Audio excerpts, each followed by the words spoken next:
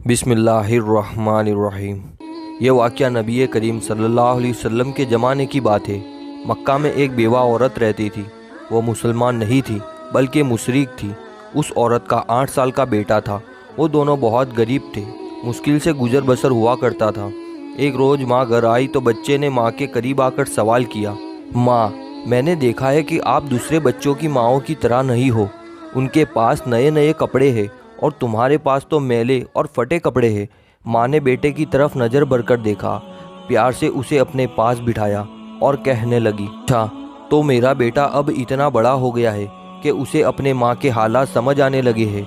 फिर अपने बेटे को सीने से लगाया और रोते हुए कहने लगी, बेटा तुम्हारा बाप मर चुका है और तेरी माँ अब बेवा है और तू यतीम है, इसलिए मेरे पास पहनने को अच्छे कपड़े नहीं है। तेरी माँ सारा दिन लोगों के घर में काम करती है और जो कुछ भी आज तक कमाया है वो तुम पर लगा दिया है। तुझे खाना खिलाया ताकि तू भूखा ना रहे, तेरे लिए कपड़े बनाए ताकि तेरा जिस्म ढांक सकूं और तेरी परवरिश कर सकूं। यह कहकर माँ बेटे को गले से लगाकर खूब रोई। बेटे ने माँ को चुप करवाते हुए कहा, माँ तेरी चादर फट गई है ना, मैं तेरे लिए नई चादर लाऊंगा। माँ ने पूछा, बेटा कहाँ से लाएगा, तू तो अभी 8 साल का बच्चा है। बच्चे ने बोला, माँ मैं चचा से मांग कर लाऊंगा। माँ ने कहा, तेरे चचा ने तो तेरे बाप की ज़मीन कब्जा कर रखी है, वो तुझे चादर कहाँ से देगा। बेटा बोला, नहीं माँ, मैं ज़रूर जाऊँगा। मैं चचा से जाकर कहूँगा मैं तेरा भतीजा हूँ, वो मुझे देखकर खुश होगा। मैं कहूँगा मैं ज़मीन लेने नहीं आया, बस माँ के लिए चादर लेने आया हूँ। माँ मुस्कुराई और बोली, बेटा तुझे पता भी है वो बहुत दूर रहता है, तू 8 साल का बच्चा है, कैसे जाएगा वहाँ। बच्चे ने इत्मीनान से जवाब देते हुए कहा, माँ तू फिक्र ना कर, मैं सब पता कर चुका हूँ। माँ ने बेटे को चचा के पास जाने की इजाज़त दे दी। बेटे को नहलाया, साफ सुथरा लिबास पहनाया, बाल संवारे, खुशबू लगाई और चचा की तरफ रवाना कर दिया। बच्चा पैदल चलता हुआ चचा के मकान में जा पहुँचा। जाकर देखा कि चचा अपने साथियों के साथ बैठा हुआ शराब पी रहा है। बच्चे ने अदब के साथ चचा को मुखातब करते हुए कहा। चचा ने मुड़कर देखा और कहा, तू कौन है। बच्चा बोला, मैं आपका भतीजा हूँ, मैं आपसे माँ के लिए चादर लेने आया हूँ। चचा के सामने उसका 8 साल का भतीजा खड़ा था, लेकिन सिवाय उसके कि चचा उसको प्यार करता, उसने बच्चे को मारना पीटना शुरू कर दिया। बचाओ बचाओ कहकर वो बच्चा चीखता रहा। इतना मारा कि वो बच्चा लहूलुहान हो गया, साफ कपड़े खून से भर गए। चचा ने भतीजे को थप्पड़ मारे, डंडे मारे, खींचा, झिंझोड़ा और बच्चा दूर जाकर गिरा। वो बच्चा मुश्किल से अपनी जान बचाकर भाग गया। उधर माँ का दिल बेचैन हो गया। वो अपने बेटे की खातिर घर से निकल पड़ी। ये सिर्फ माँ और बेटे का प्यार था। अभी बेटा माँ तक नहीं पहुँचा था, लेकिन माँ उसके लिए बेचैन थी। बच्चा रोते रोते घर जा रहा था कि रास्ते में एक आदमी ने रोका और पूछा, ये हाल कैसे हुआ। बच्चे ने सारा माजरा बता दिया कि मैं चचा के पास माँ के लिए चादर मांगने गया था और चचा ने मुझे मारा।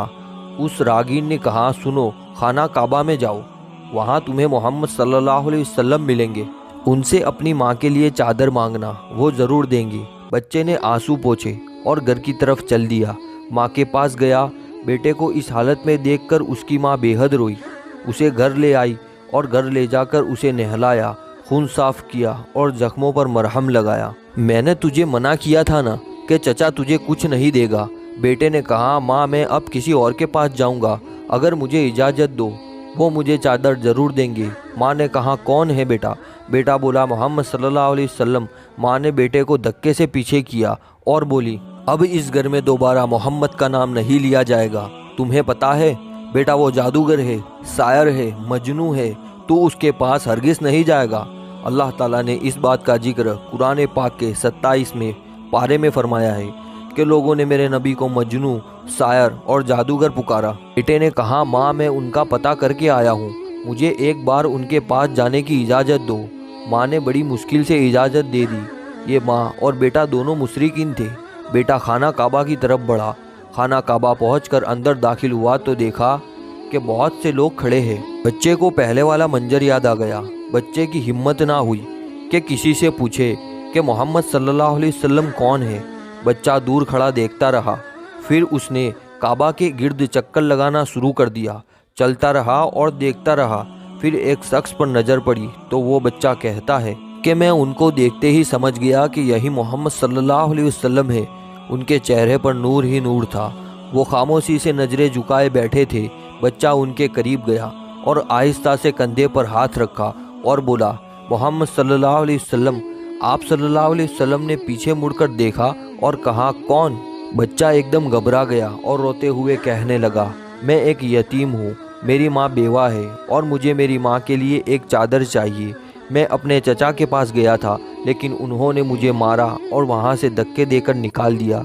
फिर किसी ने मुझे कहा, मोहम्मद सल्लल्लाहु अलैहि वसल्लम के पास जाओ, वो तुम्हें चादर ज़रूर देंगे। नबी करीम सल्लल्लाहु अलैहि वसल्लम 8 साल के बच्चे के मुंह से ये अल्फाज सुनकर खड़े हो गए, उसे सीने से लगाया और रोते हुए फरमाने लगे, मैं भी यतीम हूँ, मेरी माँ भी बेवा थी।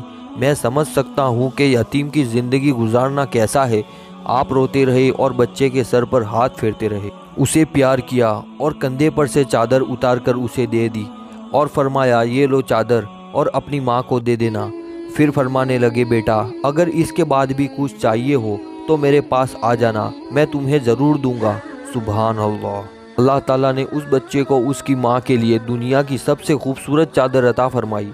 इस वाक़ये से माँ और बेटे की मोहब्बत तो पता चलती है, साथ ही साथ हमारे नबी करीम सल्लल्लाहु अलैहि वसल्लम का हुस्न सुलूक भी मालूम होता है। जो ये नहीं पूछते मांगने वाला मुसलमान है या नहीं, कलमा पढ़ता है या नहीं, बल्कि सिर्फ इंसानियत के रिश्ते से ही इतने प्यार और मोहब्बत से मिलते हैं। यही हमको हमारा दीन सिखाता है। किसी यतीम और बेवा की मदद करना कितना नेक अमल है। ऐसी ही वीडियोस के लिए हमारे चैनल को सब्सक्राइब करना ना भूलें।